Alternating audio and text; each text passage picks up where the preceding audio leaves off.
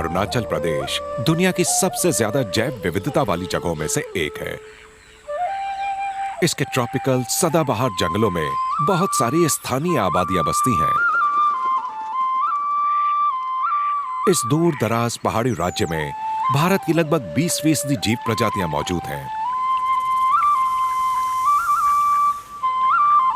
इन हिस्सों में दुर्लभ कैप्ड लंगूर भी दिखता है और रीथ्ड हॉर्नबिल्स भी नजर आते हैं।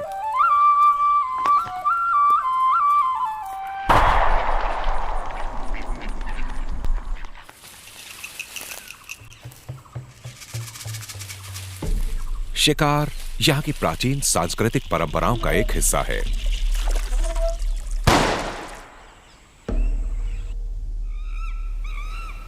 वाइल्ड मीट हंट के लिए मुख्य रूप से आहार, व्यापार और रीति रिवाज जिम्मेदार हैं। और बंदूक जैसी आधुनिक तकनीकों के आविष्कार से शिकार के कारण जंगली जीवों की तादाद काफी घट गई है।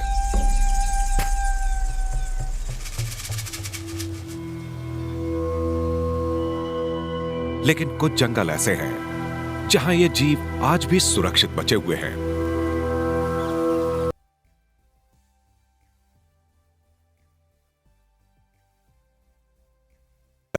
आज आपको ले चल रहे हैं पाके टाइगर रिजर्व। वहां हम इसकी सुरक्षा करने से जुड़ी चुनौतियों के बारे में जानेंगे। टांगरू स्थानीय मिची जनजाति से हैं। ये जब युवा थे तभी से एक फॉरेस्ट गार्ड हैं। इन जंगलों को ये बहुत अच्छी तरह समझते हैं और इनके साथ इनका बहुत गहरा रिश्ता है। ये किसी आजाद परिंदे जैसे हैं। हाँ, जंगल में हम नहीं जाने तो शांति नहीं रहता है। पहले मेरे पास वो कैमरा अच्छा होने थे, हमें जंगल में दिन भर चुपचाप घूरते रहेगा, कहाँ क्या है, कहाँ में क्या है। पाके टाइगर रिजर्व की स्थापना 2002 में हुई थी और आज भी इसे ज्यादा खोजा नहीं गया है। ये इलाका बहुत मुश्किल है। यहां ऊंचे पहाड़ हैं, घने जंगल हैं, इसीलिए इसमें अंदर तक पहुंचने में ज्यादा कामयाबी नहीं मिली है। पर इस इलाके तक यह मुश्किल पहुंच कभी कभी एक बहुत बड़ी चुनौती भी पैदा करती है। टांगरू जब अपने बॉस रेंजर राम्बिया के साथ एक पेट्रोलिंग मिशन पर जा रहे थे तो हम भी उनके साथ हो लिए। शिकारी जानवरों को मारने के लिए गैर कानूनी तरीके से रिजर्व में घुसने की कोशिश करते हैं और आमतौर पर वो नदी पार करके यहां आते हैं।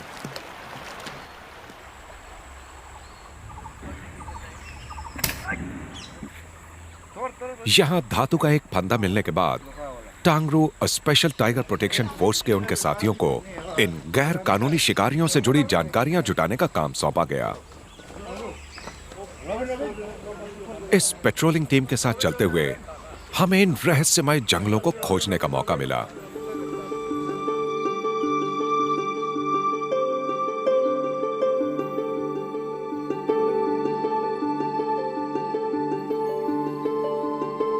यह दक्षिण एशिया के बचे खुचे सदाबहार जंगलों में से एक है, जहां बाघ और हाथी जैसे बड़े मैमल आज भी आजाद घूमते हैं।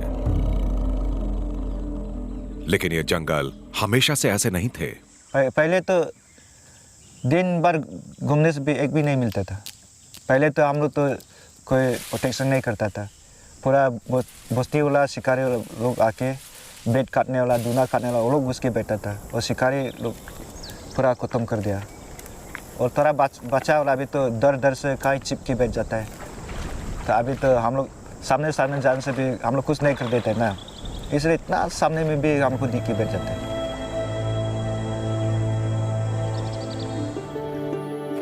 ये जो तापी जो आया, ये तापी सार तब से ये पाके टाइगर रिजर्व हो गया। तो हम लोग इसे पेट्रोलिंग करने शुरू हो गया। हम लोग 24 आदमी 24 आवर्स घूरते रहता है। हम लोग पेट्रोलिंग करता है।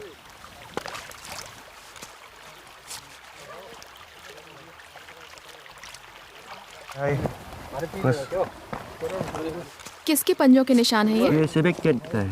ओह, ये अडल्ट कैट है या फिर ये कितना कितना बड़ा होगा? इतना इतना नहीं, इतना इतना।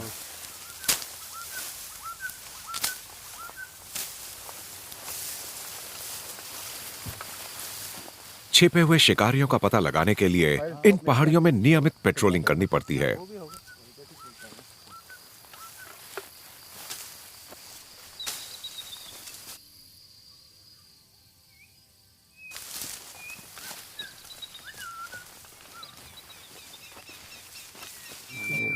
लो हो रहा है, जाते रहो जाते रहो। टांगरू इस जंगल के बारे में इतना कुछ जानते हैं कि अगर इन्हें इसमें छोड़ भी दिया जाए तो वो कई दिन तक बिना खाना और पानी के जी सकते हैं। पहले ऊपर का काट देता है, उसके बाद में नीचे नीचे से काटने से बाद में ऊपर काटेगा तो पानी बग जाएगा पूरा, इसलिए पहले ऊपर का काट देता है, उसके बाद में नीचे का काटता है। फिर भी ट्राई करके दिखते है। ओह, निकल रहा है, काफी पानी है। ओए खत्म मत करो रे।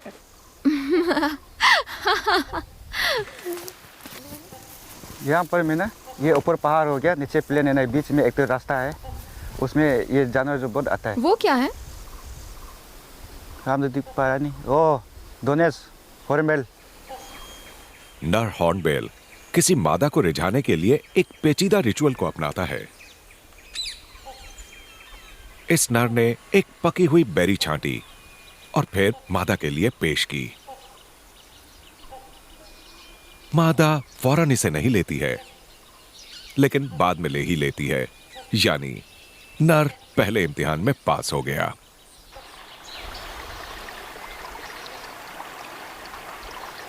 यहाँ में है तो ये बाकिंदा है, देखो ताज़ा ताज़ा है। यहाँ में पाँच अब ये देखो, ये ताज़ा ताज़ा है। यहाँ सामने में होता होगा, काम बोला के देखो, हरिण को बोला के देखो। टांगरू को पक्षियों की आवाजें निकालने और जंगली जानवरों को आकर्षित करने में महारत हासिल है, और उन्होंने हमें अपनी ऐसी कई खूबियां दिखाई भी।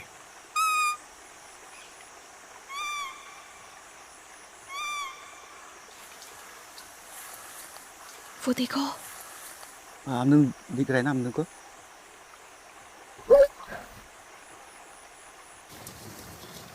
रात में पाके अपने बाघों और हाथियों की वजह से एकदम अलग रूप ले लेता है, तो ऐसे में खुले में रात गुजारना बिल्कुल भी सुरक्षित नहीं होता।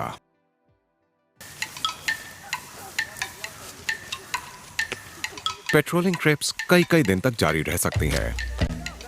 उस जंगल में रात में ठहरना हमेशा खतरे से भरा होता है, जिसमें बहुत से जंगली जानवर मौजूद हैं। जंगल में उपलब्ध चीजों के जरिए अस्थायी कैंप बनाए जाते हैं।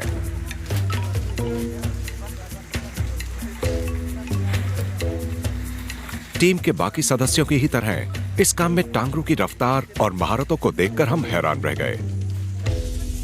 उन्होंने सिर्फ 15 मिनट में एक कैंप तैयार कर लिया।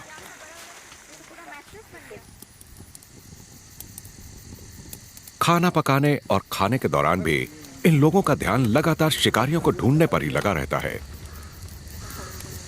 Robin mobile calling robin. ये रॉबिन क्या है? रॉबिन हम लोग का कोड नेम है, बालूमघाट। रॉबिन हम लोग का कैंप का नाम है। कोड क्यों चाहिए? क्योंकि यहाँ में पोचर लोग आता है ना, तो पोचर लोग आने से हम लोग बालूमघाट बोलाने से पोचर लोग को मालूम चल जाता है।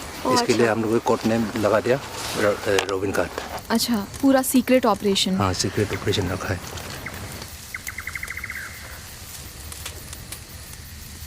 बस्ती में तो वही शिकारी करते हैं ज़्यादा। क्या शिकार करते थे? वो हरिण, मुर्गी का, छोटा मोटा ये डोमसी लोग का, इसे फांसी बनाता है। और बंदूक तो होता ही नहीं पहले बस्ती में, तो वो तीर धनुष नहीं होता है, वो तीर वही से मारता था। मुझे इस बात पर यकीन नहीं हो रहा है कि टांगरू पहले खुद भी एक शिकारी थे, पर मुझे ये लग रहा है कि शायद इसीलिए ये इतने माहिर फॉरेस्ट गार्ड बन पाए हैं।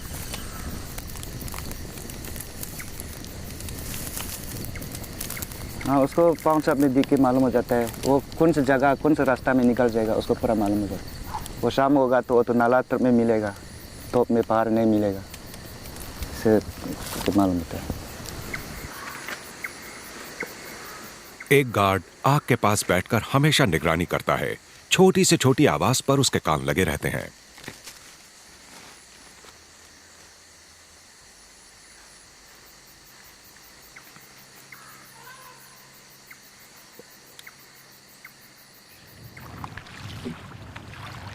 अगली सुबह हमें एक मैसेज मिला कि नदी के पार कुछ नए सुराग मिले हैं, लेकिन इस मुश्किल इलाके को सिर्फ हाथी पर बैठकर ही पार किया जा सकता है। यहां हाथी ट्रांसपोर्ट का मुख्य जरिया है, खास तौर पर मॉनसून के 5 महीनों के दौरान।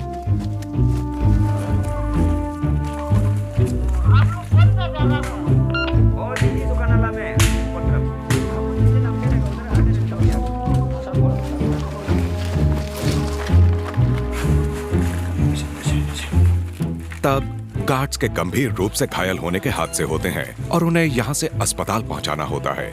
ऐसे में हाथियों के अलावा यह काम और कोई नहीं कर सकता।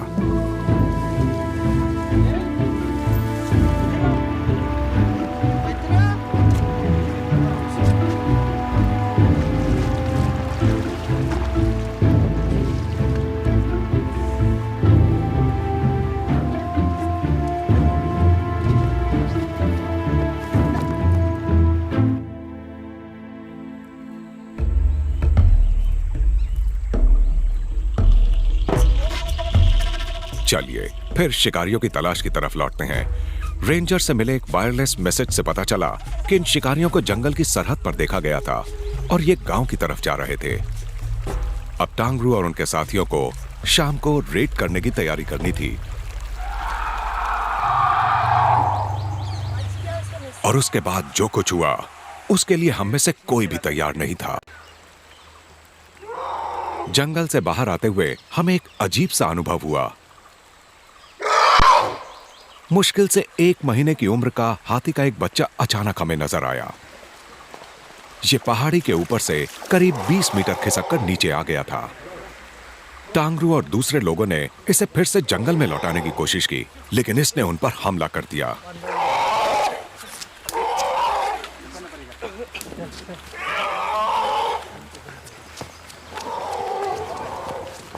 हम सब भी खुद को बचाने के लिए दौड़े। किसी 1 महीने के बच्चे में भी काफी ताकत हो सकती है।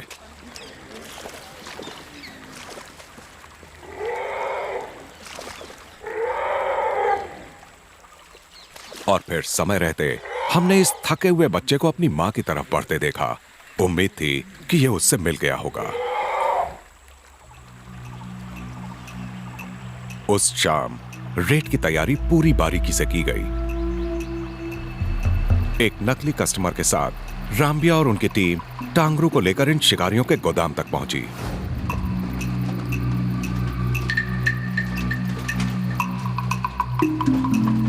हाँ सब सारा निकालो। क्या क्या हो?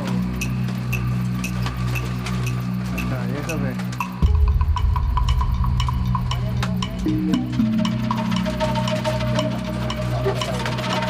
हाँ ट्रैप है, समर स्कल है। ये क्या है? ये तो चेप लंगूर का स्किन है। हाँ क्या नाम है इसका, इसको बोला। ये सब कहाँ से क्या है? ये सर मेरा नहीं है, हम भी दूसरा से लेके रखा था सर। वाइल्ड लाइफ का आर्टिकल रखना, ये सब रखना, सब वाइल्ड लाइफ ऑफेंस है। इसका कागज बना। वाइल्ड लाइफ एक्ट के अंदर आपको ये सब सामान रखने के लिए अरेस्ट करता है। देखो इसको। तो हम लोग भी तो आर्मी है, पाकिस्तान का अंदर में आर्मी है, इसलिए वो इंडिया को बचाता है, आदमी को, इंसान को, हम जानवर को बचाते हैं।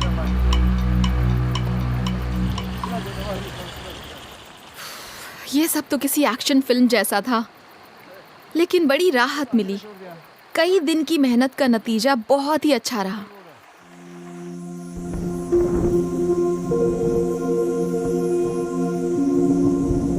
बेशक ये एक टाइगर रिजर्व है, लेकिन यहां किसी टाइगर का दिखना करीब करीब नामुमकिन ही होता है।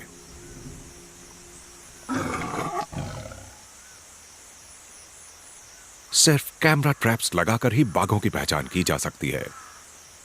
फॉरेस्ट ऑफिशियल्स अक्सर इस रिजर्व के अब तक ना खोजे गए हिस्सों का जायजा लेने के लिए रिकनेसेंस ट्रिप्स आयोजित करते हैं और धीरे धीरे इससे जुड़ी और जानकारियां जुटाते हैं।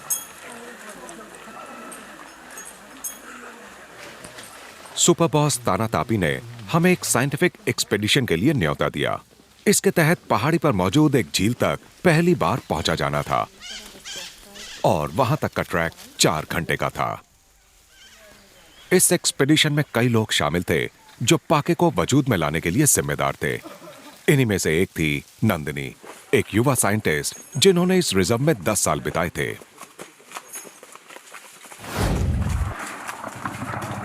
हाथियों को भी ट्रॉपिकल जंगलों के सबसे असरदार मालियों में से एक माना जाता है। इनके जरिए बीज एक से दूसरी जगह फैलते हैं और इन्हें औटेंगा नाम का फल बहुत अच्छा लगता है।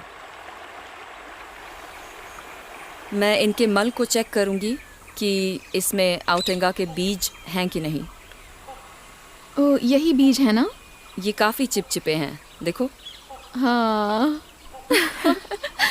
काफी देखा? चिपचिपे हैं। हाँ, इस तरह ये बीज जंगल में फैल जाते हैं। इन्हें फैलाने में हाथियों की बड़ी अहम भूमिका है क्योंकि वो काफ़ी औटेंगा खाते हैं। कुछ दूसरी प्रजातियां भी हैं जो औटेंगा फल को खाती हैं। वो देखो, देखो वहाँ सामने हाथी हैं, तुम्हें नज़र आ रहा है? और मुझे लगता है वो औटेंगा का फल ही खा रहे हैं। कहाँ ये? हाँ, देखो, वो देखो।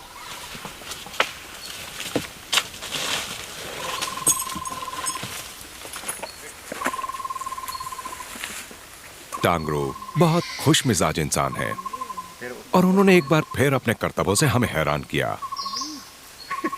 ऐसे करके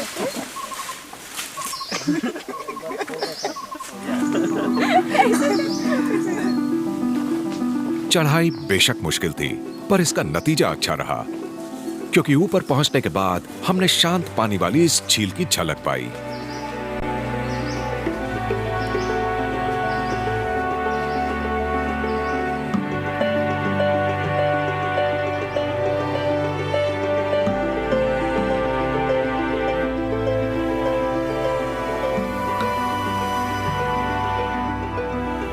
अब वक्त था उन माहिर शख्स से बात करके यह पता लगाने का कि आखिर उन्होंने ये फलता फूलता रिजर्व बनाया कैसे था।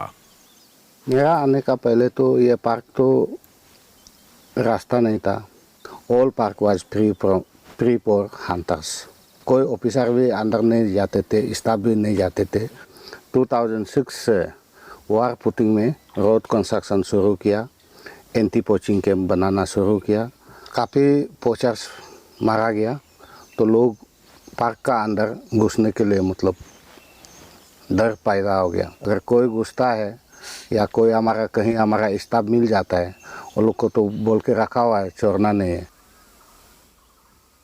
तानातापी को वाइल्ड लाइफ कंजर्वेशन ट्रस्ट जैसे एनजीओ से भी मदद मिली है। 5 years WCT कंटिन्यूस हम लोग को सपोर्ट दिया। 5 मोटरसाइकिल दिया, 2 जीप दिया और स्टाफ को राशन दिया एंड यूनिफॉर्म प्रोवाइड करता है। जो मैं एसेट क्रिएट किया शायद मेंटेन होगा कि नहीं, गॉड ओनली नोस। उस समय मेरा बहुत इमोशन होगा।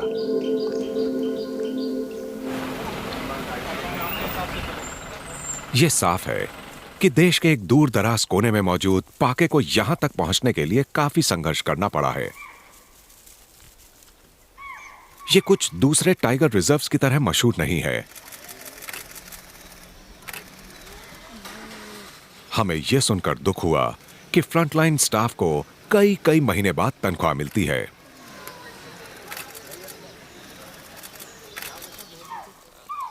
मेरा मानना है कि सभी बाघ जन्म से ही समान होते हैं और उन्हें अपनी रक्षा का अधिकार भी समान ही मिलना चाहिए।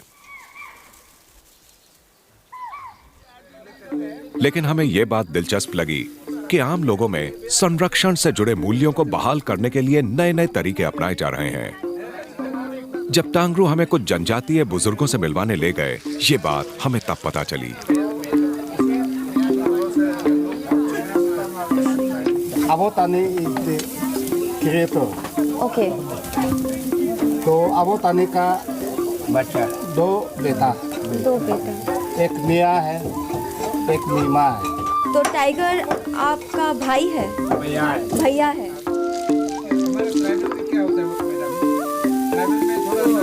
निशी दंत कथाओं के मुताबिक बाघ और इंसान भाई हैं। फिर शायद कोई ऐसा दौर आया होगा जब आपसी रिश्तेदारी के ये किस्से लोगों ने भुला दिए। ताना तापी और समुदाय के बुजुर्गों ने इन कहानियों को फिर से जिंदा किया और इस कमाल की कोशिश के जरिए शिकार को घटाने में कामयाब हो गए।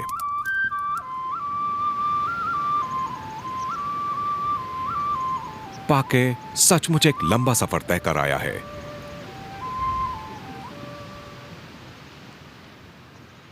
और बाबू इसकी एक जीती जागती मिसाल है। हाथी का ये बच्चा जब सिर्फ 1 साल का था तो इसकी मां को शिकारियों ने मार दिया था। अब ये 4 साल का है और आज भी इसके शरीर में गोलियां धंसी हुई हैं। बाबू इस बात का एक तकलीफदेह गवाह है कि अगर इन लोगों ने यहाँ जंगली जीवों को ना बचाया होता तो पाके की हालत क्या होती। ये कमाल की बात है कि सिर्फ 10 सालों में कंजर्वेशन की वजह से इस पार्क का हुलिया एकदम बदल गया है। लेकिन ये जंगल इतने नाजुक हैं कि ये संतुलन किसी भी दिन बर्बाद हो सकता है और इसीलिए इनमें रहने वाले सभी जानवरों को बचाने के लिए टाना टापी जैसे बढ़िया लीडर्स और टांगरू जैसे समर्पित गार्ड्स की ज़रूरत है। साथ ही पाके को हम सबका पूरा सपोर्ट चाहिए।